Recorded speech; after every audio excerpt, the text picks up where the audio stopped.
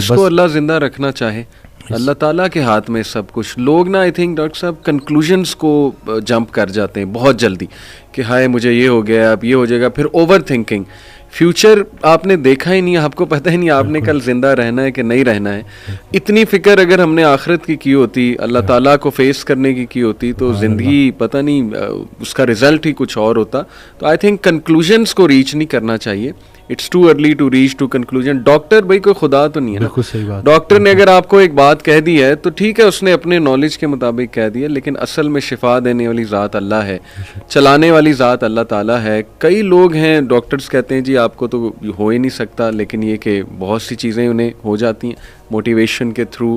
But main thing is کہ controlling دی anxiety. بالکل, کہ آپ نے نا بس راضی رہنا ہے اور اپنے آپ کو بزی رکھنا ہے اور پازیٹیو لوگوں میں بیٹھنا ہے. اچھا, دقت لوگوں کی طرف سے ہوتی ہے.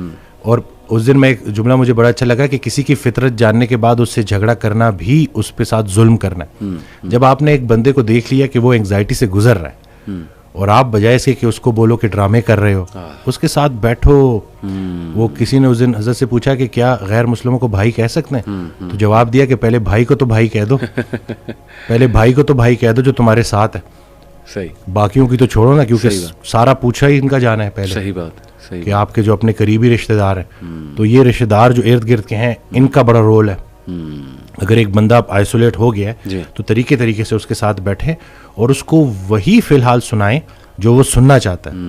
پہلے اس سے تعلق بنا لیں, پھر آہستہ آہستہ. جیسے میرے پاس ایک بچہ آیا اس دن, وہ ڈرگز لیتا ہے, تو میں نے وہ پوری اس کی جو ہے جب پوری کاؤنسلنگ میں نا میں نے ایک دفعہ بھی جو ہے یہ چیز نہیں چھیڑی. صحیح. اور ان کی وہ مدر بار بار بول رہی کہ یہ ایسا ہے, یہ ایسا ہے. تو خیر میں نے اس بچے کو باہر بھیجا اور میں نے ان کی کہا کہ میں نے ایک دفعہ اس بچے کو بولا, میں نے کہا آپ کیوں بار بار. صحیح بات. میں نے کہا وہ اس سے نفرت نہ کریں, وہ آہستہ آہستہ چھوڑ دے گا, فٹنس کی طرف آئے گا, ایکسرسائز کی طرف آئے گا, ڈائٹ کی طرف آئے گا, نکل آئے گا. جی, تو یہ بس یہی ہے نا کہ لوگ جو ارد گرد کے رشتے دار ہیں وہ بھی بڑا کام خراب کرتے ہیں. وہ سمجھتے نہیں ہیں اگلے کو, ایسے اور بس دھتکار دیتے ہیں. پھر جو اگر آپ نے اپنے گھر سے ہی آپ کو سوشل سپورٹ ہی نہیں ملی اگر آپ کو, تو ظاہر ہے پھر بڑا. تھوڑا سا اگر آپ سے پوچھنا چاہوں اف یو آر کمفرٹیبل, کہ وٹ کلکڈ فار یو. آپ نے کہا کہ آپ نے کافی عرصہ انگزائٹی فیس کی, وہ سنگل چیز یا وہ چلے نمبر آف تھنگس جو آپ کے لیے کلک کی, وہ کیا؟ جسے میں اپنا بدترین دور سمجھ رہا تھا وہ بہترین دور کا آغاز تھا. اچھا. پہلے ہوا میں اکیلا, کیونکہ میں نے ایک ڈیسیجن لیا, سب نے چھوڑ دیا, ٹھیک ہو گیا. اتنی آئسولیشن تھی کہ, اور پہلے بالکل مجھے اللہ کی رحمت سے میں نا امید ہو گیا تھا, اور مجھے لٹرلی وہ سوسائڈل تھاٹس بھی آنا شروع ہو گئے. تو اسی دوران میں ایک ویڈیو سن رہا, تو اس میں وہ اللہ نے کسی نہ کسی کو بہانہ بنانا ہوتا ہے, وسیلہ بنانا ہوتا ہے. تو وہ قاسم علی شاہ صاحب کی نا میں سن رہا تو ایک ویڈیو, تو اس میں انہوں نے کہا کہ حضرت واصف علی واصف رحمۃ اللہ علیہ. تو میں نے ویسے ہی نا میں نے سرچ کیا, تو پہلی ویڈیو جو سامنے آئی وہ تھی غم. تو اب وہ میں نے کلک کی, کیونکہ اب وہ جیسے میں نے کلک کی تو اس میں الفاظ یہ تھے کہ غم میں غم دینے والے کو یاد رکھنا, یاد رکھنا تیرے رب سے سب سے قریبی رشتہ سجدے کا ہے, اور اس سے بھی قریبی رشتہ آنسوؤں کا ہے. آنکھ میں آنسو ہیں, سر سجدے میں ڈال, نام محمد آہوں میں, دیکھ یہ غم تجھے کیسے سرفراز کرتا ہے. یہ وہ موتی ہیں جو تجھے تیرے مقام سے آشنا کریں گے. غم سے گھبرانا نہیں ہے, غم کو ریڈ کرنا ہے. وہ حدیث شریف نہیں سنی کہ جس باپ نے 3 بیٹیوں کو پال پوس کے بڑا کیا اور رخصت کیا, یعنی کہ رخصتی کا غم برداشت کیا, جو 3 دفعہ, کیونکہ جتنی پیاری بیٹی ہوگی اتنا بڑا غم دے کے جائے گی. تو جو 3 دفعہ اس غم سے گزار دیا گیا, اگلا مقام اس کا رسول اللہ صلی اللہ علیہ وسلم کے ساتھ ہے. تو غم تو تجھے اللہ کے قریب کرنے آئے, یہ شارٹ کورس ہے. اب میرے لیے جو میری تنہائی تھی وہ میری سب سے بڑی سپورٹ اس لیے بن گئی کہ مجھے کوئی ڈسٹریکٹ کرنے والا نہیں تھا.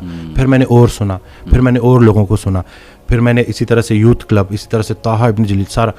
اکثر جب وہ جو تھا جو لاسٹ جو ہمارا ہوا تھا, تو اس میں نے انہی کی سنی باتیں انہی کو سنا رہا تھا.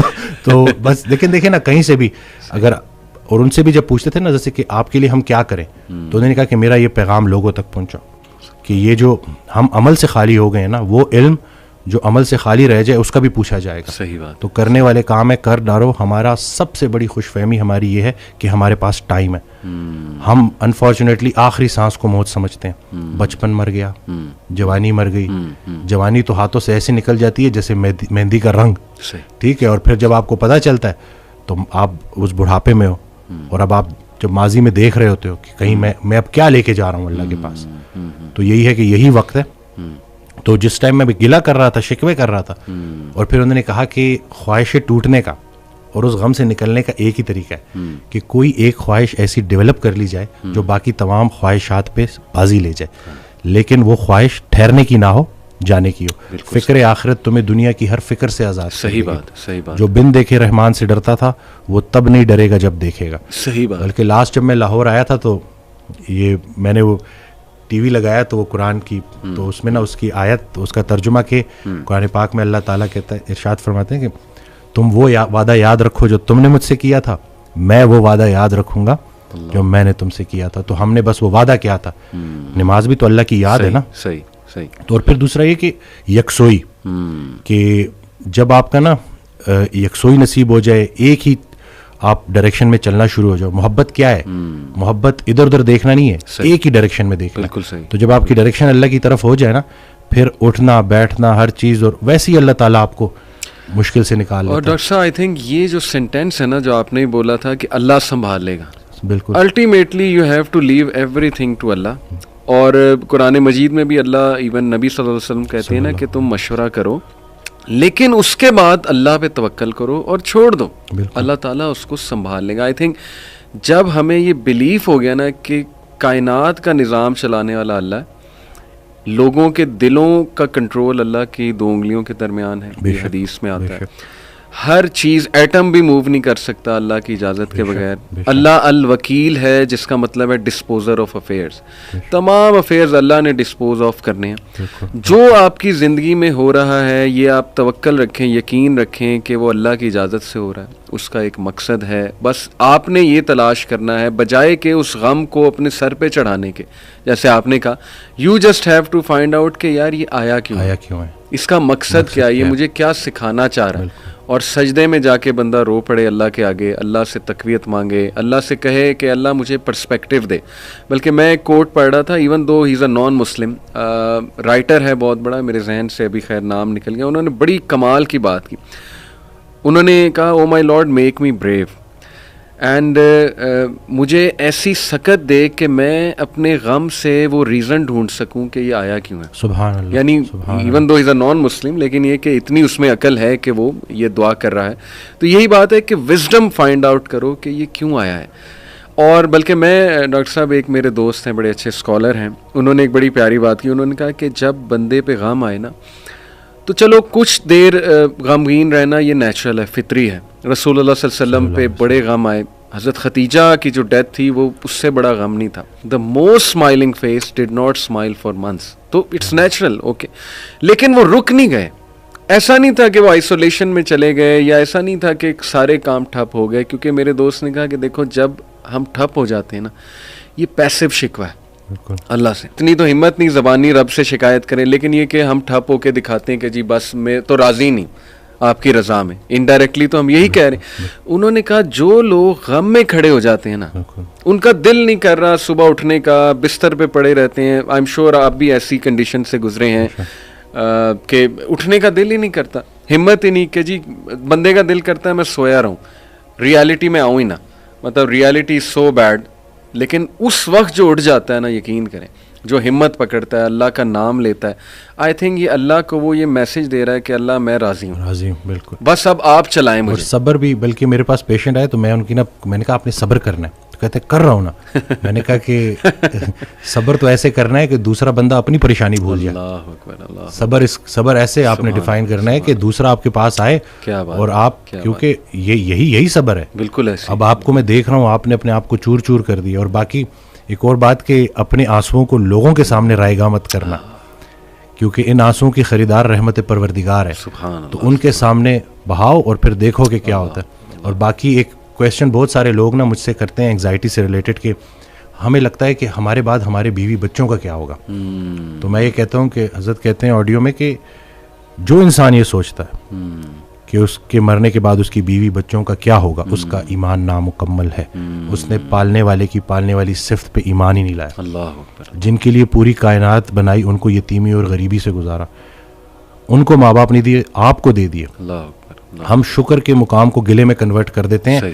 صحت بھی ہے, زندگی بھی ہے, اور کب تک ہے کوئی نہیں جانتا, اور جب تک ہے وہ کوئی چینج نہیں کر سکتا, تو پھر ابھی کیوں پریشانی لیتے ہیں؟ کیا ان بچوں کو ہم پال رہے ہیں؟ صحیح بات, کیا ہم خود کو پال رہے ہیں؟ کیا ہم اس قابل ہیں؟ بے شک. قد پہ حد کا پہرا, صحت پہ بیماری کا پہرا, اور اتنے پہروں میں پیدا کیا ہوا انسان چاہتا کیا ہے؟ آزادی.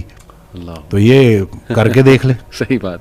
ڈاکٹر صاحب جسٹ ٹو وائنڈ اپ, کیونکہ ہمارا یوتھ کے ریلیٹڈ کام ہے, تو آپ نے کل میری آپ سے بات ہو رہی تھی, آپ نے ایک بڑی آئی اوپننگ بات کی.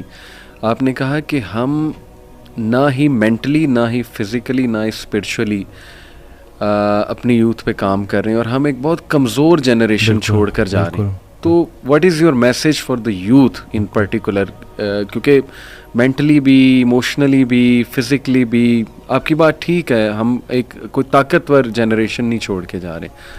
دیکھیں اصل میں بہت چیلنجنگ ہے, لیکن ان بچوں کو یہ سمجھنا ہوگا کہ ابھی چونکہ عمر ایسی ہوتی ہے. اس دن بھی ایک کوئی ہارٹ بریک ہو گیا تھا, تو پراپر نہ صحیح ڈپریشن میں, تو میں نے اس کو کہا کہ ہر اس انسان کا شکریہ جس نے میری آنکھوں کو آنسو دیے, یہ آنسو مجھے اللہ کے پاس لے گئے. اس انسان کا سب سے بڑا تحفہ یہ جدائی ہے جو تجھے اللہ کے پاس لے کے جائے گی. لوگ کیا کرتے ہیں, یہ جو غیر اسلامی تعلقات, اسی طرح سے غیر شرعی چیزیں, یقین جانیں آپ جتنی مرضی دیکھ لیں سکون نہیں ملے گا آپ کو.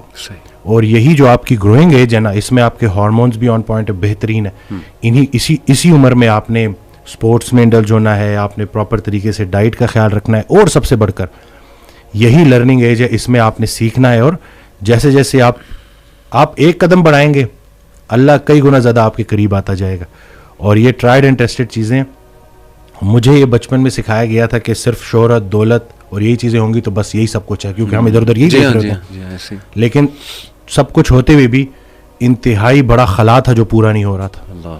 تو ہم تو چلیں, وہ کہتے ہیں اگر سیدھی طریقے سے اللہ کے راستے پہ نہیں آتے تو اللہ گھما کے لے کے آئے گا. تو ہمیں تو بہت سی چیزوں سے آپ نہیں گزریں گے انشاءاللہ ان چیزوں سے. آپ کے پاس یوٹیوب پہ کانٹینٹ موجود ہے جو خالصتاً اللہ کی رضا کے لیے لوگ بنا رہے ہیں. ہمارا جو وقت تھا, دور تھا, اس میں ٹھیک ہے ہمیں شاید اس طرح سے توجہ نہیں دی گئی, لیکن اب آپ کے پاس آپشنز ہیں, اور آپ پراپر طریقے سے جو صحیح, دیکھیں دنیا چلی گئی تو چلی گئی, دین چلا گیا تو پیچھے کیا رہ گیا. تو میں کہتا ہوں کہ دنیاوی تعلیم میں جتنا عبور حاصل کر سکتے ہیں کریں, لیکن اللہ کو بیچ میں رکھنا ہے. صحیح بات. اور دوسرا یہ کہ فائدہ بخش ہونا ہے لوگوں کے لیے, کہ آپ کی ذات سے لوگوں کو نفع ہو. صحیح بات. تو یہ انشاءاللہ اگلی جب جنریشن ہمیں ریپلیس کرے گی تو وہ ہم کوشش کریں گے جی انشاءاللہ. اللہ کے قریب ہونے سے آپ کو مینٹل اسٹرینتھ ملے گی, پرسپیکٹیو ملے گا. جتنے بھی عظیم کام ہیں وہ غیر عظیم زمانوں میں ہی ہوئے ہیں. غیر عظیم جہالت کے معاشرے کے ساتھ اللہ دو کام کرتا ہے, یا عذاب بھیجتا ہے یا رحمت للعالمین کو بھیجتا ہے. تو رسول اللہ صلی اللہ علیہ وسلم ہمارے دلوں میں ہے, تو جن کے دلوں میں رسول پاک صلی اللہ علیہ وسلم کی عملی محبت ہے, اللہ ان پہ عذاب نہیں بھیجتا.